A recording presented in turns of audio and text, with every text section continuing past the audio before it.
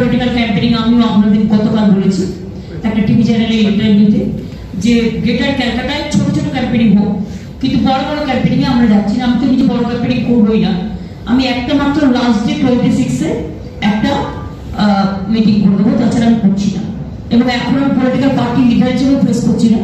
আমি যেহেতু দুটো পোস্ট হোল্ড করি, আমি এখন অ্যাজ এ চিফ মিনিস্টার এই পোস্টটা হোল্ড করছি, কারণ আমার কাছে মনে হয়েছে যে সব কাজ করে মানুষকে ইনফরমেশনটা দেওয়ার প্রয়োজন দেয়।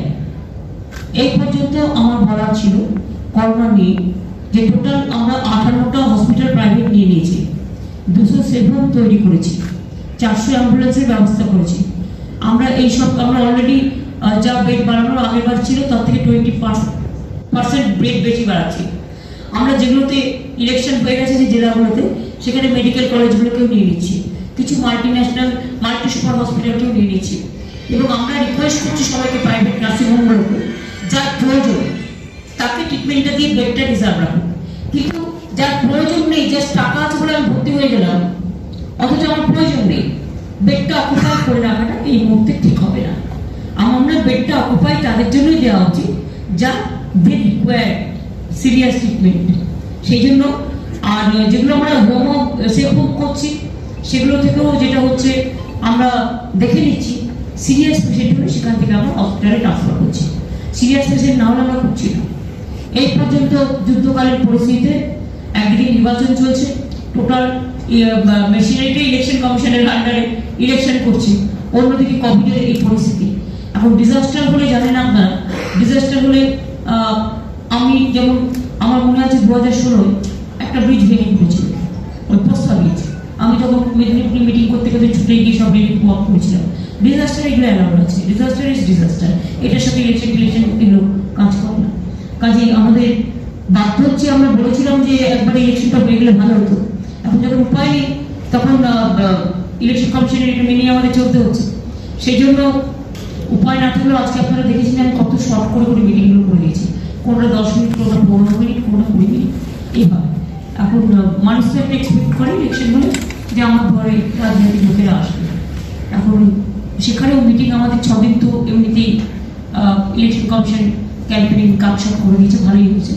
আর আমরা অ্যাকসেপ্ট করে নিয়েছি, যেটা অ্যাকসেপ্ট করা উচিত সেটা আমরা করিনি, এটার মধ্যে কোনো কনফিউশন নেই। আর 2010টা সকাল 10টা থেকে সন্ধ্যে 7টা পর্যন্ত তো ন্যাচারালি ক্যাম্পেইনিং চলবে শুধু, বাদ বাকিটা তো বল না। রাত্রি তো 7টার পর তো ক্যাম্পেইনিং নেই, রাতেও ক্যাম্পেইনিং নেই, আর সকালবেলাটাও নেই। সুতরাং এটা একটা অনেকটা টাইম স্পেস পাবে, যেটা মানে পাবলিকের প্রবলেম হবে না। আমার মনে হয় এটা ভালো সিদ্ধান্ত। দিদি, সেটা কি আপনি নাইট কারফিউর কথা চিন্তা করেছেন ওই সময়টা? না, কারফিউ করে কিছু হবে না। কারফিউ না করেও এমনি লোকে নিজেরাই, আমি একটা জিনিস মনে করি, জোর করে যেটা না করা যায় ভালোবেসে সেটা করা যায়। Night curfew is not the solution. The solution is that we have to avoid the political pollution. And here আমার যেটা মনে হয় সেটা হচ্ছে যে আমাদের দেখতে হবে আমরা নিজেরা যেন নিজেদের সচেতন রাখি। ভয় পাওয়া প্যানিক করার কোনো কারণ নেই, তার কারণ এটা এত ছোঁয়াচে নাম্বার বাড়ে এই কারণে, একজনের হলেই তার বাড়ির যতজন লোক, আবার তার সাথে যারা খাওয়া দাওয়া করছে, তার সাথে যারা ঘরে কাজ করছে, তার সাথে যে ড্রাইভার ছিল, আবার ড্রাইভারের পরিবার, একজনের হওয়া মানে 1000 জনকে টাচ করে দেয়, ফলে নাম্বার তো দেখতে বেশি লাগে। এটা আর মারা যাচ্ছে বেশিরভাগই মনে করবেন যে খুব একটা এখানে চিন্তা করার কোনো কারণ নেই, কোমরবিডিটিস কেসটাই যেটা আমরা প্রথম থেকে বলেছি, that is the case. Otherwise এত চিন্তা করার কোনো কারণ নেই। তবে একজন কিন্তু অল্প বয়সে মারা যায়, খুব খারাপ লাগে সেটা। দিদি, কলকাতাতে আপনার ক্যাম্পেইন তো আপনি বলেছেন রেস্ট্রিক্ট করবেন, আউটসাইড কলকাতায় আপনার যে প্রোগ্রামগুলো আছে সেগুলো কি অ্যাজ পার শিডিউল কম করে দিয়েছি?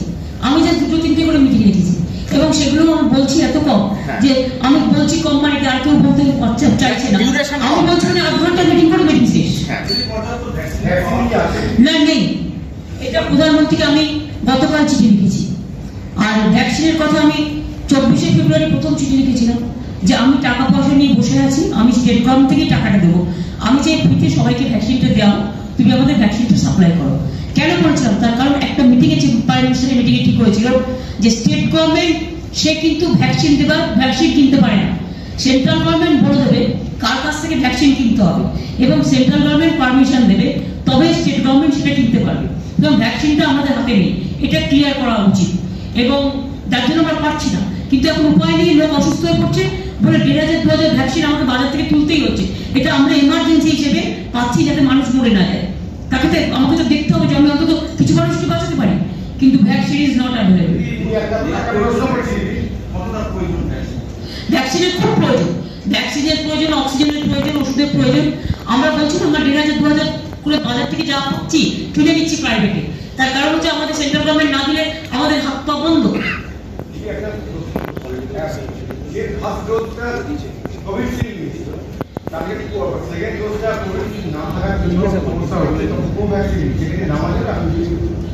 দেখুন, এটা আমি বলতে পারবো না, এটা টেকনিক্যাল ব্যাপার, এটা ডক্টরসরা বলতে পারে। একই কোম্পানি মানে দু কোম্পানি দুটো ওষুধ, দু রকম ওষুধ, এটা আদৌ নেওয়া যায় কিনা এক্সপার্টসরা বলতে পারবে, রিসার্চ অ্যাপসরা বলতে পারবে, এটা আমি বলতে পারবো না। তবে এরকম কেসও অনেক দেখা গেছে যে যাদের দুবার হয়ে গেছে, মানে দুটো ইঞ্জেকশনও কমপ্লিট হয়ে গেছে, ডাক্তারদের পরিবারে ধরুন, তাদের কিন্তু ইভেন কারো কোভিড হয়ে গেছে একবার, দ্বিতীয়বার হচ্ছে। তাহলে আমি ভ্যাকসিনটা নিলাম, ভ্যাকসিনের পরে আবার হচ্ছে, ধর হচ্ছে ভ্যাকসিন প্লাস কোভিড হয়ে গেছে, তার আবার হয়েছে। আমি কতগুলো ডাক্তার পরিবার জানি যে তাদের পরিবারের প্রত্যেকে দুটো করে নিয়ে নিয়েছে, কিন্তু দুটো করে নেওয়ার পরে তাদের পরিবারের সবার দিদি আপনার ইনফরমেশন কাটিং করছে। এর থেকে আর করা যাবে না, কারণ যেহেতু ইলেকশন চলছে গণতান্ত্রিক পদ্ধতি, এটা তো আমরা বলেছিলাম তোমরা অল্প একদিনে করে দাও, কিন্তু একদিনে করে দিলে আমার কোনো আপত্তি ছিল না। আমার প্রচার করার থেকে মনে করি মানুষের পাশে থাকাটা বেশি দরকার, কিন্তু আমি মানুষের পাশে মিটিং কাটিং করে আমি মানুষের পাশে আছি, এবং এটা কোভিডের ঝড় আমি সামলে দেবো, চিন্তা করবেন না। আগেবারও সামলেছি, আমরা এবারেও সামলে দেবো। তবে আমার প্রবলেম হচ্ছে যেটা হচ্ছে অনেক জায়গায় ইলেকশন কমিশন নিয়ে নেওয়া পরে, আমার যেমন সেন্ট্রাল স্টোর যেখানে মেডিসিন টেডিসিন সব থাকে, কোভিডের মেডিসিন আছে, সেটা নিয়ে নিয়েছে। আমরা বললাম না না না, এটা আমি দিতে পারবো না, এখানে আমার মেডিসিন আছে। এইরকম যেমন ধরুন গীতাঞ্জলি স্টেডিয়াম, গীতাঞ্জলি স্টেডিয়ামেতে আমার 4-5 হাজার লোকে আমি সেফ হাউস করেছিলাম, গীতাঞ্জলি স্টেডিয়াম ওরা নিয়ে নিয়েছে। এরকম অনেক নেতাজি স্টেডিয়াম ইলেকশনের জন্য নিয়ে নিয়েছে। ফলে এই যে জায়গাগুলো, সল্টলেক স্টেডিয়াম আমার মনে হয় ইলেকশনের জন্য হয়তো নিয়ে নেবে। এখন এই যে স্টেডিয়ামগুলো সব ইলেকশনের জন্য নিয়ে নেয়, কাউন্টিং এর জন্য, ফলে এই জায়গাগুলো তো কমে যাচ্ছে। এই জায়গাগুলো আমার বাড়াতে হবে, সেই জন্য আমরা প্রাইভেটকে এবং চেম্বার অফ কমার্সকে সবাইকে রিকোয়েস্ট করছি। আর মার্কেটগুলো আগের মতোই স্যানিটাইজেশন করা শুরু হবে, সেগুলো করবো আমরা, যতটুকু করা যায় সেটা আমরা করবো। বর্ডারের দিকে একটু নজর রাখা, বর্ডার পেরিয়ে যারা আসছে সেদিকে একটুখানি চেক করা, এগুলো আস্তে আস্তে আমাদের করতে হবে।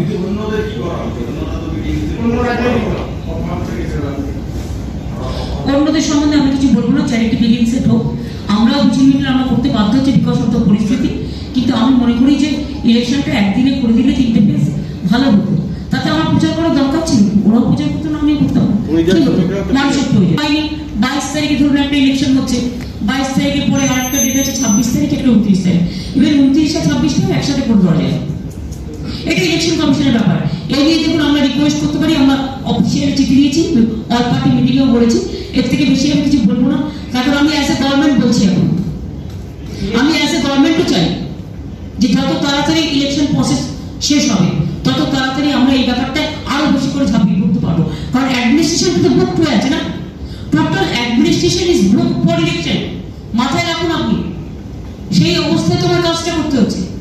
আজকে ডিএম ইলেকশন সামলাবে নাকি কোভিড সামলাবে, কোনটা সামলাবে?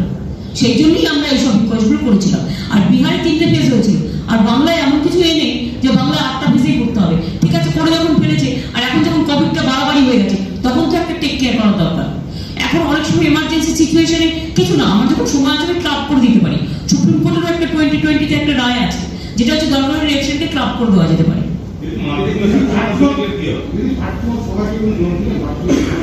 দেখুন, ভার্চুয়াল সবার পক্ষে সম্ভাবনা, বিজেপির কোটি কোটি টাকা আছে, ওরা যেভাবে 90% ওদের ফেক চলে, সুতরাং ওদের ভার্চুয়াল আর আমাদের ভার্চুয়ালের মধ্যে তফাৎ আছে।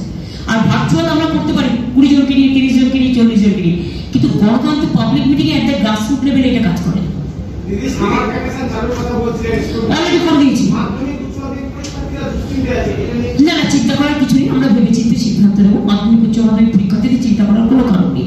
সিবিএসই বন্ধ হয়ে গেছে, জেইই বন্ধ হয়ে গেছে, সুতরাং এটা নিয়ে আমাদের একটু চিন্তা ভাবনা করতে দিন। Let the election is over, আমরা চিন্তা ভাবনা করে ছাত্রছাত্রীদের পক্ষে যেটা শুভ হবে সেটাই আমরা করবো। এখন থেকে ওদের চিন্তা করার কোনো কারণ নেই। দিদি, রাজ্যের প্রশাসনিক প্রধান হিসেবে কি মনে হচ্ছে যে ইলেকশনটা খানিকটা হলেও করোনা পরিস্থিতি মোকাবেলায় পালাবে জানাচ্ছে, বা এই এত বেশি ইলেকশন মনে হচ্ছে কি সমস্যা? একটা ফেজ মানে হয়তো ইলেকশন কমিশনে জানতো না যে করোনা এইভাবে এখন হঠাৎ করে বেড়ে যাবে, কিন্তু নিয়ম হচ্ছে যে কোনো প্যান্ডামিক হলে 2 ইয়ার্স কন্টিনিউ করে, এবং সেই জন্য আগে থেকে একটা প্ল্যানিং করে এটা ভাবা উচিত ছিল। আমরা কেউ ভাবতে পারিনি যে করোনাটা আবার সেকেন্ড ইয়ার এসে রিপিট করবে, এটা সেন্ট্রাল গভর্নমেন্টের ভাবা উচিত ছিল। তারা অ্যাডভাইজার প্রত্যেকটা কথার কথা আমাদের, যদি তাদের অ্যাডভাইস করা উচিত ছিল যে তাদের কাছে কি ইনপুট আছে, সেই ইনপুট যারা রিসার্চ করে করে তারা আমাদের দিত। তারা তো কিছু দেয়নি, তারা তো এতদিন কিচ্ছু বলেনি। না, আমি কাউকে কিছু বলবো না। আমি মনে করি যে আমি নিজের মিটিংটা কাটছাট করছি এবং যেতে হয় মানুষের কাছে যাচ্ছি দেখা করার জন্য। আমার মিটিংয়ে বক্তৃতা দেওয়ার থেকে মানুষের সাথে দেখা করাটা বড় ব্যাপার। কেন্দ্র কতটা সহযোগিতা করছে করোনা মোকাবিলায়? আমি চিঠি দিয়েছি উত্তর পাই, লেটার স্টুডেন্ট। এই রাজ্যে বিভিন্ন জেলায় ড্রাফটটা একরকম করছে, তারা তো তাদের মধ্যে বাড়তে পারে। হ্যাঁ, তারা প্রায় 1.5 লক্ষ মতো এসছে সমস্ত সিএপি, মানে টোটাল সেন্ট্রাল ফোর্স নিয়ে সারা বাংলায়। তাদের আমরা বলেছি যে আরটিপিসিআর মাস্ট। তারা পুলিশের কি হয়, ধরুন এক জায়গায় 100 লোক থাকে, তো 100 লোকটাকে 1000 লোকে টাচ করবে। এবারে 1000 লোকটাকে খাবার দাবার দিচ্ছে, থাকার ব্যবস্থা করছে, যাচ্ছে লোকের সাথে মিশছে। ফলে আমরা আগেরবারে কমিটির সময় দেখেছিলাম যে একটা পুলিশের হওয়া মানে, একটা মানে টিমের হওয়া মানে প্রায় 5000-10,000 লোককে এটা টাচ করে দেয়। সেই জন্য এটা ডেঞ্জারাস, কারণ যেহেতু ওরা গ্রুপে গ্রুপে কাজ করে, টিমে কাজ করে। একটা টিম, যেমন আপনারা এতগুলো সাংবাদিক দাঁড়িয়ে আছে, তো আপনাদের এই সাংবাদিকের একটা হলে তো আরেকজনের হবে, এবং আপনাদের সাংবাদিক আপনারা এখানে যাচ্ছেন, ওখানে যাচ্ছেন, সেখানে যাচ্ছেন। আপনারা ভালো করে মাস্কটা ব্যবহার করুন।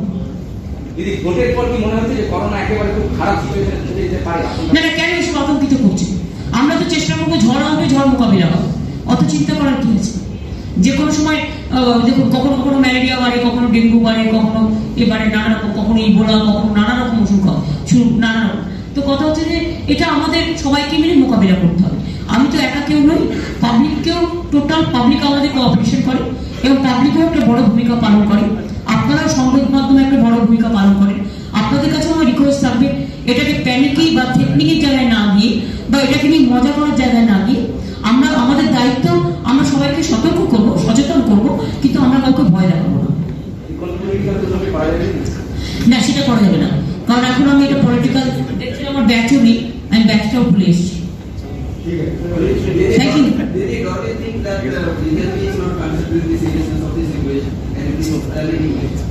I am not talking any political part, talking about the political situation, because this press conference is absolutely a government press conference, and I am doing it because of the disaster. That's why disaster time everything is allowed. So if I do the press conference, political press conference, then you can ask me all this question. No problem. এখনই lockdown problem আমাদের মধ্যে কোনো চিন্তা নেই। আমি এটা কেন বলতে যাবো, কাল কি হবে আমি কি করে যাবো? Dependent situation. লকডাউন হট করে করে দিলে, এই দিল্লিতে করে দিয়েছে লকডাউন, লোকের কষ্ট হবে না? হট করে করে দিলে তাকে তো একটা টাইম দিতে হবে এরকম। আর লকডাউন করলে কি সব কমে যাবে? ট্রেন চলছে, বাস চলছে, গাড়ি চলছে, রাস্তা চলছে, প্লেন চলছে, বিভিন্ন জায়গা থেকে লোক বিভিন্ন জায়গায় মুভ করছে, আর লক্ষাধিক লোক তো বাইরে ক্যাম্পেইন করতে এসছে। এটাকে তো আগে আপনারা যদি টাকা ফিরে যায় নিজেদের জায়গায়, অন্তত ছড়িয়েও ফিরে যাক, তাতে তো অনেকটা কন্ট্রোল হয়। এটা তো কোঅপারেশন করা উচিত।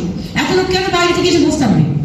স্টেটের লোককে তো আপনি ঘাট ধাক্কা দিয়ে বের করে দিতে পারেন না, বা প্রধানমন্ত্রী স্বরাষ্ট্রমন্ত্রী মিটিং করতে আসছে, ওয়েলকাম না প্রবলেম, কিন্তু অন্যদের নিয়ে এসে বসতে হবে কেন এখানে? আর তাদের কি হয়েছে না হয়েছে কি করে জানবো? প্রাইম মিনিস্টারের ডেকোরেশনের কাজ করতে আছে, সেখানেও সব বাইরে থেকে লোক আসে, এবং আমি শুনেছিলাম কোনো এক সময় তাদের 15 জন 18 জনের কোভিড হয়েছে। আর বললাম তো একজনের বলে আরেকজনকে টাচ করবে, এটা प्रॉब्लमेटिक, এটা টাচি सब्जेक्ट। कोरोना को लेकर के आपका जनता के लिए क्या संदेश है? नहीं, जनता को डरने का कोई बात नहीं है, एक पैनिक क्रिएट करने का भी कोई बात नहीं है। बात हमारा जो है कि सेंट्रल गवर्नमेंट आपको मेडिसिन सप्लाई करे, हमको वैक्सीन सप्लाई करे, उसी के लिए कि जनता के लिए हम लोग काम कर सके। जनता के साथ साथ में सेंट्रल गवर्नमेंट को मेडिसिन इमीडिएट भेजना है। The views of Rajasthan Chief Minister and the Delhi Chief Minister also, they are also saying that their medicine has been diverted to other state. हमारा भी नहीं है, लगता है किसी को दे दिया। अगर मुझे मारा गया तो प्राप्ति।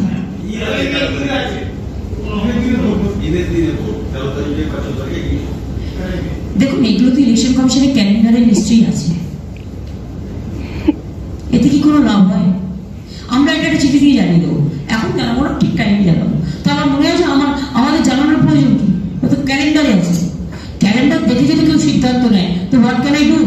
তবে এটা মনে রাখুন, ঈদ বলেও যদি ইলেকশন হয়, যারা ভোট দেওয়া সে কিন্তু দেবে। দুর্গাপুজোর সময় ধরুন জোর করে আপনি একটি ইলেকশন চাপিয়ে দিলেন, মানুষ পছন্দ করে, কিন্তু মানুষ যার যেটুকু করার মানুষ করবে।